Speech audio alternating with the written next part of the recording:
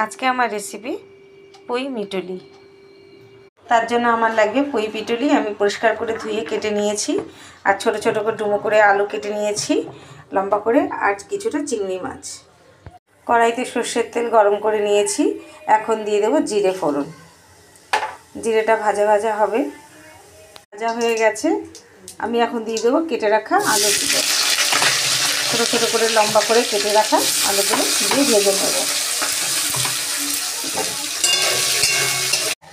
আলুটা ভাজা হয়ে গেছে, এখন আমি আলুটা তুলে নিচ্ছি। ওই তেলে আমি চিংড়ি মাছটা ভেজে নেব। মাছে আমি নুন দিলাম অল্প, আর হলুদ দিলাম, দিয়ে ভালো করে ভেজে নেব। চিংড়ি মাছটা ভাজা ভাজা হয়ে গেছে। এবার দিয়ে দিলাম কুচনো পেঁয়াজ আর কিছুটা রসুন, ছোটো করে দিয়ে দিলাম। এবার ভালো করে পেঁয়াজটা ভেজে নেব।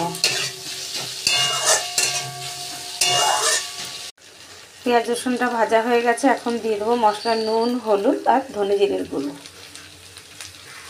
দিয়ে ভালো করে মিশিয়ে নেব। অল্প জল দিয়ে মশলাটা ভালো করে কষিয়ে নেব।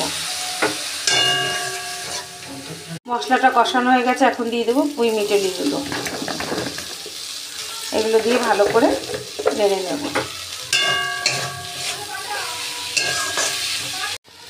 মশলার সাথে পুঁই মিটুলিগুলো কষানো হয়ে গেল। এবার দিয়ে দেবো ভাজা আলুগুলো। ভাজা আলুগুলো দিয়ে আবারও ভালো করে কষিয়ে নিচ্ছি। সেদ্ধ হওয়ার জন্য জল দিয়ে দিচ্ছি। পরিমাণ মতো জল দিয়ে দিলাম, দিয়ে ভালো করে নেড়ে ঢেকে দেব। পুঁই মিটুলি রান্নাটা আমার হয়ে এসছে। এরকম একটু মাখা মাখাই থাকবে। আলুগুলো সেদ্ধ হয়ে গেছে। এবার কয়েকটা চেরা লঙ্কা দিয়ে দিলাম, দিয়ে ভালো করে নেড়ে নিচ্ছি। এবার অল্প একটু চিনি দিয়ে দিলাম। একটু মিষ্টি মিষ্টি ভালো লাগবে, তাই জন্য অল্প একটু চিনি দিয়ে দিলাম।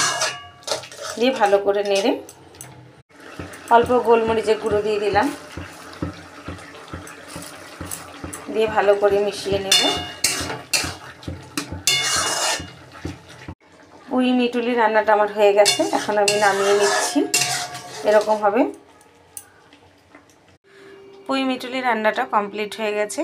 আমি যেভাবে করেছি আপনারা সেইভাবে করে খেয়ে দেখবেন, ভালো লাগবে। আর ভালো লাগলে আমাকে বেশি বেশি করে শেয়ার, লাইক এবং কমেন্ট করবেন।